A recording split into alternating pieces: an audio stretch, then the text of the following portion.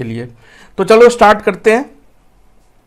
तो पहली न्यूज है कि स्पेस एक्स नाम की जो एजेंसी है, जो स्पेस एजेंसी, आप सब जानते ही होंगे कि स्पेस एक्स जो है एक बिलियनियर बिजनेसमैन एलोन मस्क की प्राइवेट स्पेस एजेंसी, यानी ये किसी एक होता है कि कंट्री की अपनी स्पेस एजेंसी होती है, एक होता है कि इस आदमी ने खुद की, ये एक बिलियनियर बिजनेसमैन है तो इसने अपनी एक प्राइवेट स्पेस एजेंसी बना रखी है।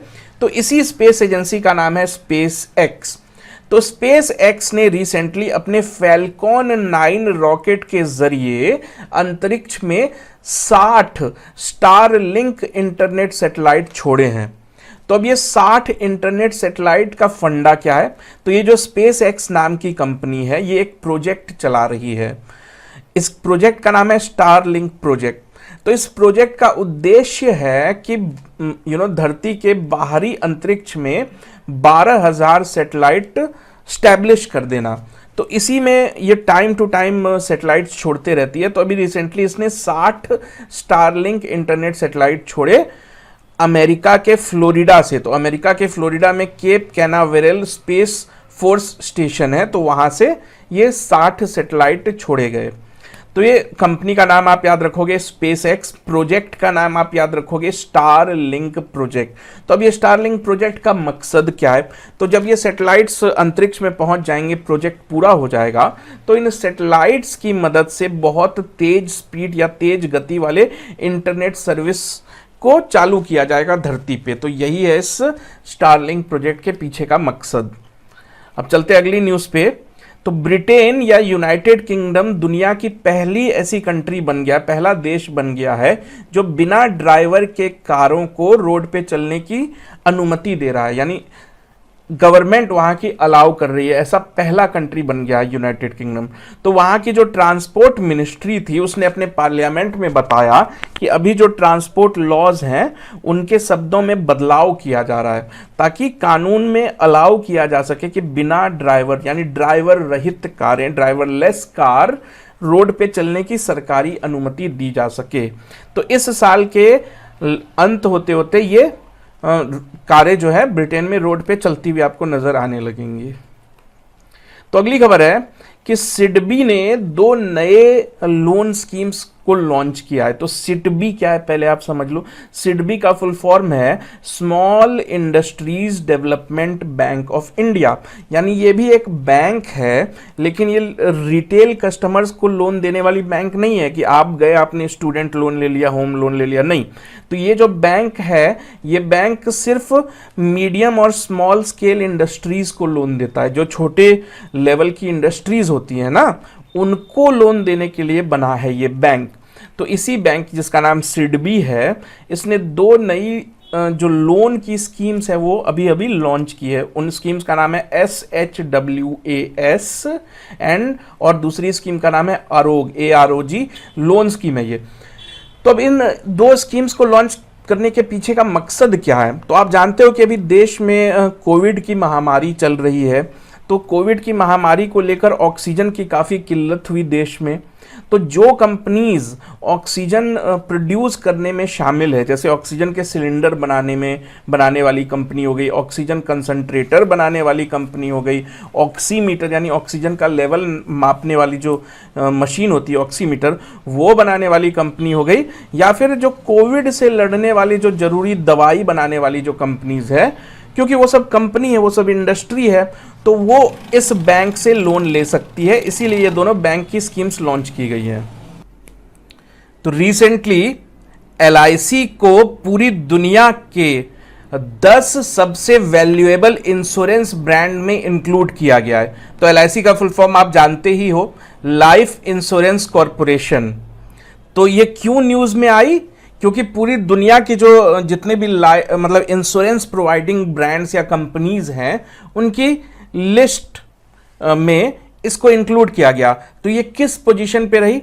तो तीसरी सबसे स्ट्रॉन्गेस्ट ब्रांड है और 10th most valuable insurance brand है। तो ये पोजीशन LIC को मिली है। तो अब सवाल है कि इस लिस्ट में पहले नंबर पे कौन रहा?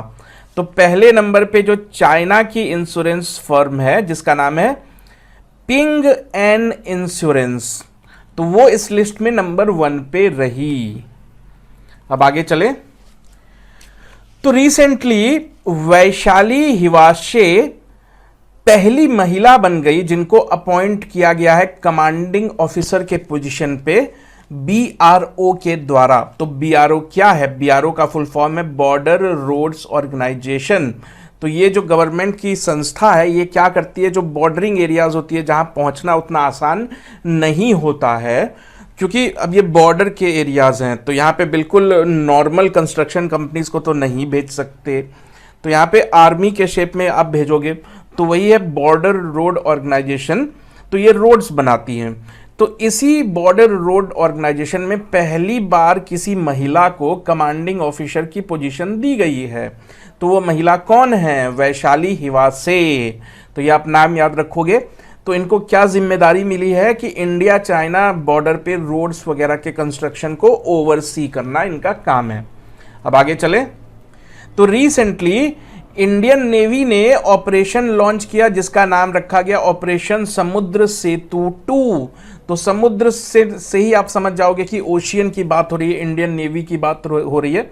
तो समुद्र सेतु 2 के पीछे मकसद क्या था? तो आप जान रहे हो कि भारत में इस वक्त कोविड की महामारी चल रही है, ऑक्सीजन की काफी किल्लत हो रही थी। तो जो इंडियन नेवी ने अपने जहाज भेजे थे पड़ोसी देशों के पास, खास करके खाड़ी के देश, गल्फ कंट्रीज में, सिंगापुर में, तो ये जहाज वहां से जो ऑक्सीजन के भरे हुए सिलेंडर्स को लेके अपने देश आई। तो इसी ऑपरेशन का नाम रखा गया था समुद्र सेतु 2। किसके द्वारा चलाया गया था? तो इंडियन नेवी के द्वारा चलाया गया था। क्या मकसद था? ऑक्सीजन के सिलेंडर लाना अपने पड़ोसी देशों से। आगे चले तो हाल ही में भारत के कृषि वैज्ञानिकों ने, इंडिया के जो एग्रीकल्चर साइंटिस्ट होते हैं, उन्होंने सोयाबीन की एक नई वैरायटी डेवलप कर ली। तो इस नई वैरायटी का नाम दिया MACS 1407। तो इस तरह के क्वेश्चंस में आपको वैरायटी का नाम याद रखना होता है और वो किस चीज की वैरायटी है। तो सोयाबीन के पौधों की वैरायटी है MACS। इसकी क्या खासियत है? तो ये पेस्ट रेजिस्टेंस यानी कीड़े मकोड़े इसमें उतनी आसानी से नहीं लगते और ये हाई यील्डिंग है, मतलब ज़्यादा पैदावार होती है। तो MACS 1407 आप याद रखोगे, सोयाबीन याद रखोगे। तो साथ ही ये भी जान लो कि ये कहाँ डेवलप की गई। तो अगरकर रिसर्च इंस्टीट्यूट है पुणे में, वहाँ इसे डेवलप किया गया है और इसमें सहायता दी है Indian council of agricultural research ने। अब आगे चलें तो हाल ही में यूनाइटेड स्टेट्स ने भारत को 6 नए P8I पेट्रोल एयरक्राफ्ट बेचने की जो क्लियरेंस है वो दे दी है। तो यूएसए से हम पहले भी खरीद चुके हैं P81 पेट्रोल एयरक्राफ्ट की। जहां तक बात है तो ये पहली बार नहीं है कि यूनाइटेड स्टेट्स भारत को बेच रहा है। 2009 से ही हम खरीद रहे हैं। हमने 2009 में 8 खरीदे थे, 2016 में और 4 खरीदे थे अमेरिका से, और अब हम और 6 खरीदने जा रहे हैं। तो ये जो टोटल डील हुई है ये $2.42 बिलियन की डील हुई है। तो आपको एयरक्राफ्ट का नाम याद रखना है, P8I पेट्रोल एयरक्राफ्ट है। ये किसको चाहिए? भारत की नेवी को चाहिए। पेट्रोल एयरक्राफ्ट है, जो समुद्री तट होते हैं, समुद्रों के इलाके होते हैं, वहां पे नजर बनाए रखने के लिए, ठीक है ना। तो किसने बेचा है? यूनाइटेड स्टेट्स ने बेचा है, ये आप याद रखोगे। अब आगे तो आगे बढ़ने से पहले बच्चों मैं आपसे रिक्वेस्ट करूंगा कि अगर आप किसी भी एग्जाम की प्रिपरेशन कर रहे हो, शायद कर ही रहे होगे तभी आप ये करंट अफेयर वाली वीडियोस देख रहे हो, तो अगर आप किसी भी एग्जाम की प्रिपरेशन कर रहे हो, चाहे एसएससी की कर रहे हो या बैंकिंग की कर रहे हो, सीडीएस, क्लैट, तो इसमें विद्या गुरु नंबर 1 लगातार आ रहा है, क्योंकि आप स्टूडेंट के फीडबैक देख सकते हो। इंटरनेट पे आप विजिट करो, इंटरनेट तो सबके लिए खुला है। तो हमारे जो एक्स स्टूडेंट जिन्होंने भी हमसे ये कोर्सेज वगैरह लिए, तो उनकी आप फीडबैक अगर जाके देखोगे तो आपको पता चलेगा कि बाकी सारे इंस्टीट्यूट चाहे मतलब जितना भी शोर शराबा कर लें, जो हमारा कोर्स मटेरियल है वो लगातार स्टूडेंट्स का भरोसा जीतने में कामयाब रहा है और काफ़ी अच्छे कंसिस्टेंट रिजल्ट्स लगातार हमारे इंस्टीट्यूट से निकलते ही आ रहे हैं। तो ये सारी चीज़ें आपको बहुत डिटेल में अगर जाननी हो कि प्रिपरेशन मतलब क्या कोर्सेज हमारे पे अवेलेबल हैं, तो अगर आप किसी भी एग्जाम की प्रिपरेशन कर रहे हो तो उसके बिल्कुल स्पेसिफिक उसी के सिलेबस को ध्यान में रखते हुए कोर्सेज हमने बनाए हुए हैं। यानी एसएससी की तैयारी कर रहे हो और बैंकिंग की तैयारी कर रहे हो तो ऐसा नहीं है जैसा बाकी इंस्टीट्यूट करते हैं कि एक ही मटेरियल सबको ऐसा दे दिया, ऐसा नहीं है। तो हम बिल्कुल एग्जाम को ध्यान में रखते हुए जिस एग्जाम की बात हो रही है उसी का स्पेसिफिक मटेरियल आपको मिलेगा। तो ये सारी डिटेल्स आपको हमारी वेबसाइट विजिट करने पे पता चल जाएगी।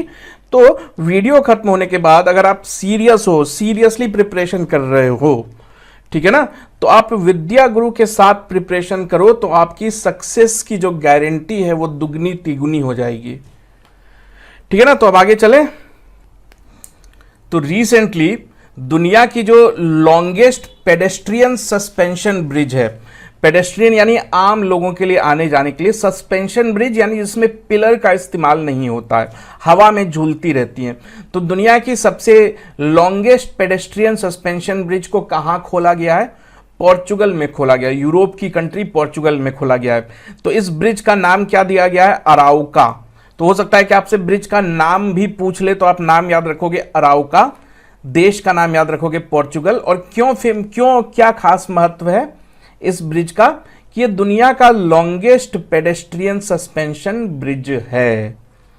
तो आगे बढ़े। तो हाल ही में इंडिया और रशिया ने फैसला किया है कि वो 2+2 मिनिस्टीरियल डायलॉग की स्थापना करेंगे। तो ये 2+2 मिनिस्टीरियल डायलॉग का फंडा क्या है? तो 2+2 का मतलब है 2 मिनिस्टर इंडिया के, 2 मिनिस्टर रशिया के। तो देखो, ये जो दो देशों के बीच बातचीत होती है ये खास करके तभी होती है ना जब हमारे देश के राष्ट्रपति या प्रधानमंत्री दूसरे देश की यात्रा करें या दूसरे देश के प्रधानमंत्री हमारे देश की यात्रा करें। तो प्रधानमंत्री के साथ दूसरे मंत्री भी आते हैं, फिर मीटिंग वगैरह होती है। तो लेकिन ये जो 2+2 मिनिस्टर का फंडा होता है कि स्टैब्लिश कर दिया जाता है डिप्लोमेटिक चैनल, अपने सालों भर बातचीत होती रहती है। तो ये जो 2 मिनिस्टर्स इन्वॉल्व होते हैं ये होते हैं हर देश के फॉरेन मिनिस्टर और डिफेंस मिनिस्टर, इसीलिए इसका नाम 2+2 रखा गया है। तो 2 मिनिस्टर कौन से होते हैं? फॉरेन मिनिस्टर यानी विदेश मंत्री, डिफेंस मिनिस्टर यानी रक्षा मंत्री। तो भारत और रशिया ने भले ही ये अभी स्टैब्लिश किया है लेकिन ये ऐसा पहली बार नहीं हो रहा है।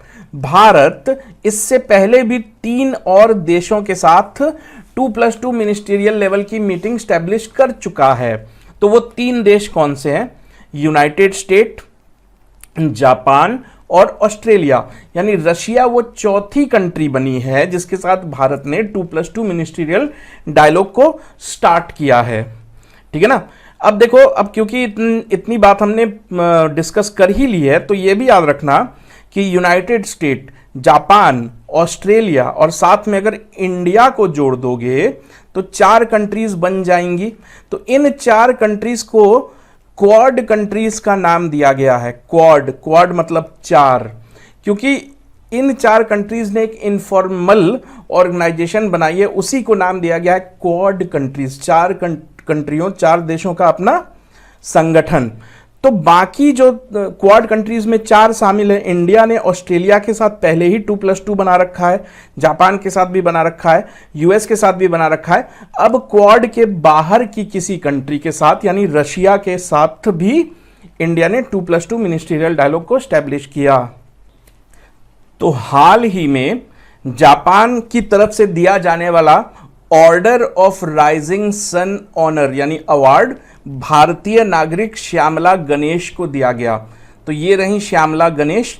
तो सबसे पहले तो आप याद रखो कि ऑर्डर ऑफ राइजिंग सन क्या है? ये जापान के एम्परर, तो जापान में एम्परर होते हैं, तो जापान के एम्परर की तरफ से दिया जाता है। किसको दिया जाता है?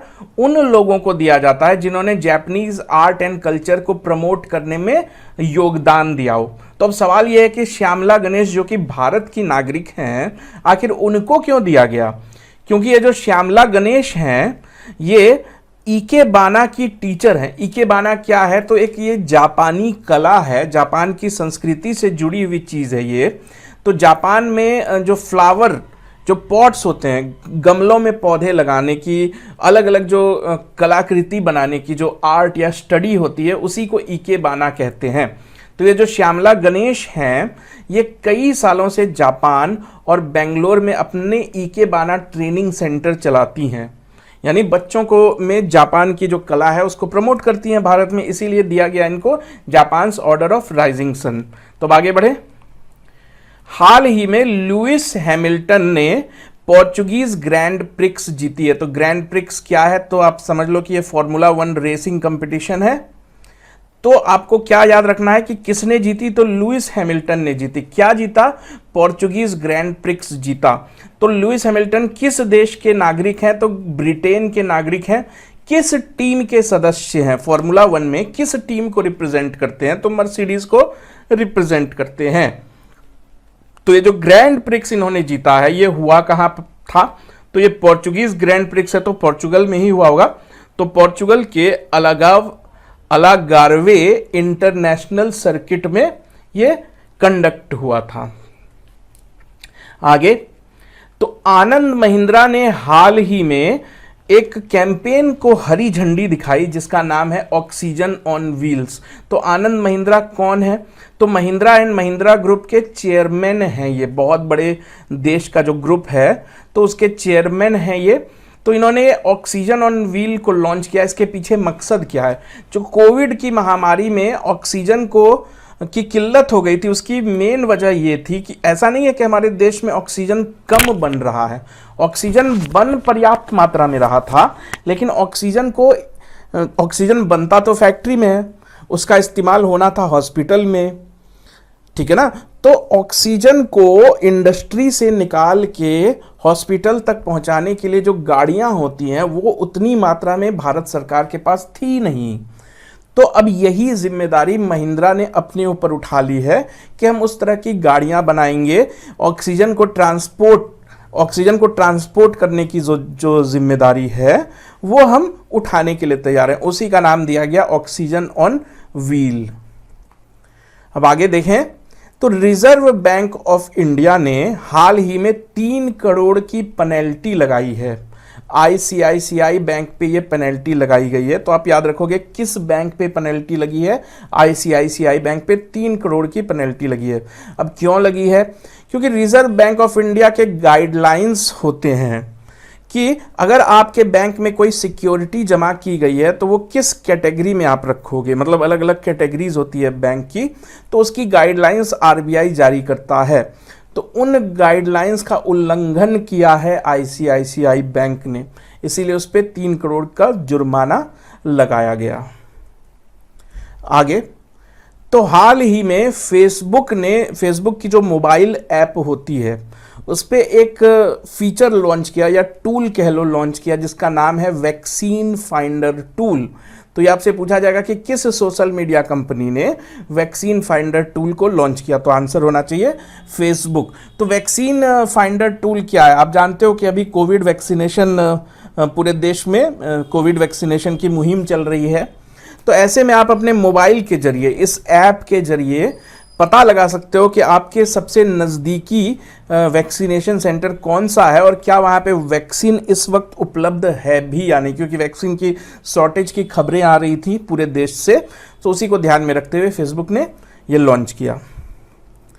अगली खबर, जो इंडियन शटलर यानी बैडमिंटन की खिलाड़ी पीवी संधू और कनाडा की मिशेल ली, तो ये दोनों शटलर्स हैं, बैडमिंटन के खिलाड़ी हैं। इंडिया की तरफ से पीवी संधू, कनाडा की तरफ से मिशेल ली। इन दोनों को इंटरनेशनल ओलंपिक कमेटी ने अपने एक कैंपेन का एम्बेसडर बनाया है।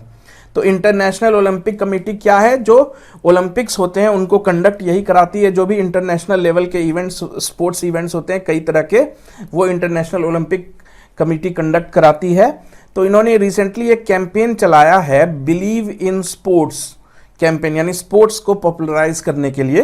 तो उसी में एथलीट एम्बेसडर नियुक्त किया है भारत की पीवी संधू और कनाडा की मिशेल ली को। अगली खबर, उड़ीसा की सरकार ने गोप बंधु संवादिका स्वास्थ्य बीमा योजना शुरू की है। तो संवादिका का मतलब होता है रिपोर्टर या जर्नलिस्ट, तो शायद आपको याद रखने में आसानी हो। तो ये जो स्कीम है ये उड़ीसा सरकार की स्कीम है। किनके लिए है? जर्नलिस्ट के लिए। तो उड़ीसा सरकार ने ये कहा है कि उनके जो स्टेट के जर्नलिस्ट हैं उनको फ्रंट लाइन कोविड वॉरियर का दर्जा दिया गया है, क्योंकि वो लोग ग्राउंड में ये खबरें कवर करते हुए कई बार खुद भी कोविड का शिकार हो जाते हैं। तो इसलिए सबसे पहला काम क्या किया गया, जो नवीन पटनायक हैं, चीफ मिनिस्टर हैं उड़ीसा के, उन्होंने जो जितने भी जर्नलिस्ट हैं स्टेट लेवल के, उनको front line Covid warrior declare कर दिया। दूसरी चीज़ क्या है कि इन जर्नलिस्ट को यदि कोरोना से कोई बीमारी होती है या हॉस्पिटल ले जाने की नौबत आती है, तो ऐसे में इनको उड़ीसा की सरकार ने 2 लाख रुपए का हेल्थ इंश्योरेंस कवर प्रदान किया है। उसी योजना का नाम है गोपबंधु संवादिका स्वास्थ्य बीमा योजना। हाल ही में मार्क शेल्बी ने 2021 वर्ल्ड स्नूकर चैंपियनशिप जीत ली। तो आप नाम याद रखोगे कि खिलाड़ी का नाम है मार्क शेल्बी। किस कंपटीशन को जीत लिया? 2021 वर्ल्ड स्नूकर चैंपियनशिप। ये चैंपियनशिप कहाँ हुई थी? तो इंग्लैंड के शेफील्ड नाम के शहर में खेली गई थी। अगले फैक्ट पे चले तो त्रिपुरा की सरकार ने हाल ही में औरो छात्रवृत्ति प्रोग्राम यानी औरो स्कॉलरशिप प्रोग्राम लॉन्च किया अपने राज्य के छात्रों के लिए। तो अब ये जो औरो स्कॉलरशिप प्रोग्राम है ये औरो श्री औरोबिंदो सोसाइटी के सहयोग से दिया जाएगा, इसीलिए इसका नाम रखा गया है औरो।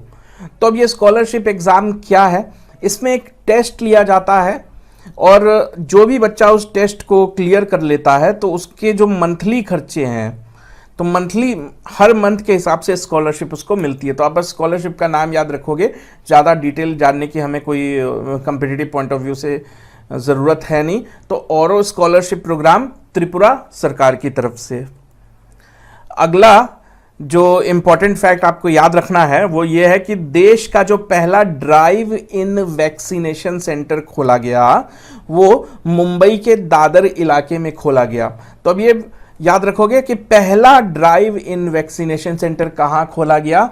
तो मुंबई के दादर में खोला गया। अब ये ड्राइव इन वैक्सीनेशन सेंटर का फंडा क्या है कि बिना जैसे रजिस्ट्रेशन कराए, आप ऐप पे आपको रजिस्ट्रेशन कराना होता है तभी आप जाके वैक्सीनेशन ले पाते हो ना, लेकिन ये ड्राइव इन वाले में फंडा ये है कि बिना रजिस्ट्रेशन के आप अपनी गाड़ी पे आके आप नंबर लगा सकते हो। तो आप गाड़ी पे आके खड़े हो जाओ तो वही आपका नंबर है। तो ये ड्राइव इन वैक्सीनेशन सेंटर पहला देश का मुंबई के दादर। प्यारे बच्चों, आगे बढ़ने से पहले मैं आपसे एक बार फिर रिक्वेस्ट करना चाहूंगा कि आप एक बार जरूर हमारे वेबसाइट को विजिट करना। आपको पूरी डिटेल जिस भी एग्जाम की आप प्रिपरेशन करने वाले हो उसकी तो मिल ही जाएगी। साथ ही साथ अगर आप हमसे बात करना चाहते हो, आपको लगता है कि कुछ और डिटेल आपको पूछने की ज़रूरत है, तो आप हमारे इन नंबर से फ़ोन करके हमारे रिप्रेजेंटेटिव से बात कर सकते हो। अगर आपको ऐसा लगता है कि आप मेल लिखना चाहते हो तो मेल भी आप लिख के सारी इंफॉर्मेशन हमसे ले सकते हो। तो एक बार ये वेबसाइट तो आप विजिट करो ही करो। साथ ही साथ अगर आपको ये वीडियो पसंद आई हो तो हिट बटन, मतलब जो लाइक का बटन है उसको तो आप दबाना ही, साथ ही साथ सब्सक्राइब का भी बटन आपको नीचे दिख रहा होगा, तो सब्सक्राइब का बटन भी दबाना मत भूलना, ताकि फ्यूचर में हम ऐसी जितनी भी वीडियोस आपके बेनिफिट के लिए, आपके फायदे के लिए अपलोड करें, एक भी वीडियो आपसे मिस ना हो, आपको नोटिफिकेशंस मिलती रहें। तो आगे देखें तो इंडिया का पहला इलेक्ट्रिक ट्रैक्टर हाल ही में टेस्ट किया गया। तो क्या टेस्ट किया गया? भारत में बना पहला इलेक्ट्रिक ट्रैक्टर। कहां पे टेस्टिंग हुई है इसकी? Central farm machinery training and testing institute, short में बोलो तो CFMTTI। कहां लोकेटेड है ये? तो बुदनी मध्य प्रदेश में लोकेटेड है, वहां पे इसकी टेस्टिंग हुई। तो यही है भारत में बनने वाला पहला इलेक्ट्रिक ट्रैक्टर। कहां इसकी टेस्टिंग हुई? बुदनी मध्य प्रदेश के central farm machinery training and testing institute में हुई है इसकी टेस्टिंग। अब आगे, हाल ही में दिल्ली में 11वें यानी 11th Dada Saheb Phalke international film festival का आयोजन किया गया। ये एक इंटरनेशनल फिल्म फेस्टिवल है, यानी कि भारत में बनने वाली फिल्मों के साथ ही साथ पूरे दुनिया में बनने वाली फिल्में इसमें दिखाई जाती हैं, उनको अवार्ड्स वगैरह दिए जाते हैं। तो भारत के पर्सपेक्टिव से ये न्यूज़ में इसलिए है कि जो बॉलीवुड की फिल्म है, यानी भारत में बनी मूवी है जंगल क्राई नाम है उसका, उसे ही बेस्ट ज्यूरी का अवार्ड दिया गया है इस Dada Saheb Phalke international film festival में। ये आप याद रखोगे। आगे देखें, हाल ही में आईसीआईसीआई ने मेंस टीम रैंकिंग जारी की है 2021 के लिए। तो ये टीम रैंकिंग है, इंडिविजुअल प्लेयर्स की रैंकिंग नहीं है। तो इसमें 3 तरह की कैटेगरी है, test team, one day international team, T20 की टीम। तो इसमें फर्स्ट, सेकंड और थर्ड आपको याद रखना जरूरी है, खास करके अगर इंडिया की कोई पोजीशन आई हो तो टेस्ट टीम में तो पहली पोजीशन पे इंडिया ही है, दूसरी पे न्यूजीलैंड, तीसरी पे ऑस्ट्रेलिया। ओडीआई टीम रैंकिंग की बात करो तो पहली पोजीशन पे न्यूजीलैंड है, तीसरी पे इंडिया है, दूसरी पे ऑस्ट्रेलिया है। T20 टीम रैंकिंग की बात करो तो भारत इसमें सेकंड नंबर पे आता है और पहले नंबर पे है इंग्लैंड, तीसरे नंबर पे है न्यूजीलैंड। तो आप वीडियो पॉज करके इसे याद कर सकते हो। आगे बढ़ें तो मेघन मार्कल ने अपनी द्वारा लिखी गई पहले बच्चों की पुस्तक की अनाउंसमेंट की है या रिलीज किया है उसे कह लो। तो उस बुक का नाम रखा गया है दी बेंच। तो मेघन मार्कल कौन है ये आप सब जानते होंगे। तो ये ब्रिटेन का जो राज घराना है, तो उसके जो छोटे बेटे हैं प्रिंस हैरी, तो प्रिंस हैरी की वाइफ हैं ये मेघन मार्कल। तो इन्होंने ही बच्चों की बुक लिखी है, यानी अपनी पहली बुक लिखी है जो बच्चों के लिए ही है। बुक का नाम है दी बेंच। हाल ही में तमिलनाडु में जो असेंबली इलेक्शंस हैं वो कंडक्ट हुए थे, तो उसके नतीजे आ गए। तो वहां पे अगले मुख्यमंत्री बने हैं डीएमके पार्टी के मिस्टर M.K. स्टैलिन। तो आप नाम याद रखोगे कि M.K. स्टैलिन चीफ मिनिस्टर बने, कहां के बने तो तमिलनाडु के बने। किस पार्टी को बिलोंग करते हैं तो डीएमके पार्टी को बिलोंग करते हैं ये। आगे जो देश की जो 5 सबसे बड़ी ऑयल एंड गैस कंपनीज हैं, PSUs जिनको कहते हो आप, पब्लिक सेक्टर यूनिट्स या पब्लिक सेक्टर यूटिलिटीज, तो ऑयल एंड गैस सेक्टर से जुड़ी हुई जो देश की टॉप 5 PSUs है जिनका नाम है Indian oil, BPCL, HPCL, ONGC और गेल। तो इन पांचों ने साथ मिलके एक मेमोरेंडम ऑफ अंडरस्टैंडिंग साइन किया, यानी एक समझौता साइन किया है। किसके साथ हुआ है ये समझौता? श्री बद्रीनाथ उत्थान चैरिटेबल ट्रस्ट।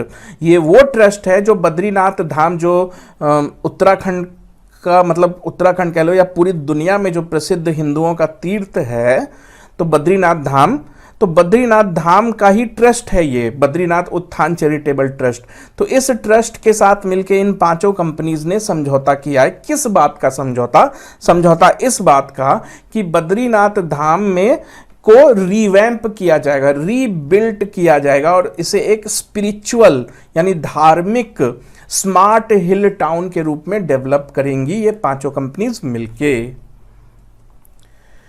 अब अगली खबर, हाल ही में इंडिया, फ्रांस और ऑस्ट्रेलिया यानी इन तीनों देशों ने मिलके अपना पहला 3 स्तरीय यानी ट्राइलेटरल, त्रिपक्षीय, 3 देश जिसमें शामिल हो, त्रिपक्षीय डायलॉग स्टैब्लिश किया या उस डायलॉग को कंडक्ट किया।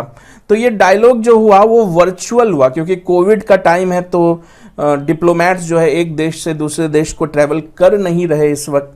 तो ये जो इसकी जो वेन्यू है ये है तो वर्चुअल, लेकिन इसकी वेन्यू लंदन है।